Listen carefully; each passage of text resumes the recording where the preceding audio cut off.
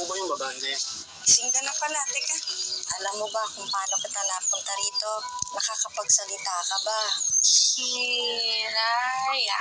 May maliit na sugat siya sa ulo. Yung ba yung dahilan kaya di niya maalala nangyari sa kanya?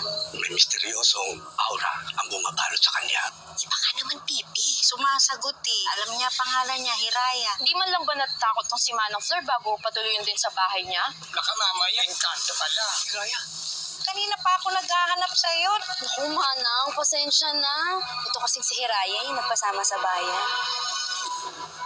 Hiraya, dito ako namimili ha. Tandaan mo tong lugar na to. Manang, Tiraya, si Omar to, yung suki ni Manang First. Nagpadala kasi siya ng ilang mga gulay eh. Isa ka ba dito?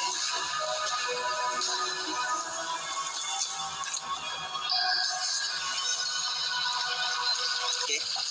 Ako nga pala si James. Napapadala sandalaw mo ah. Pangako mo sa akin, iingatan mo si Hiraya. Apo, Manang. Hiraya, pauwi ka na.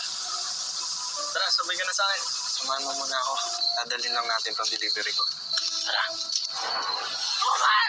Mahal, bakit? Ginagago mo ako!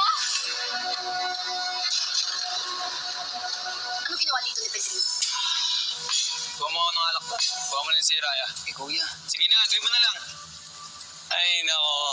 Napakahina talaga ng kapatid kong yan. Ano ba yung pinagsisisigaw mo dyan? Simula na dumating yung impacta na yan, nagkanda sira-sira pamilya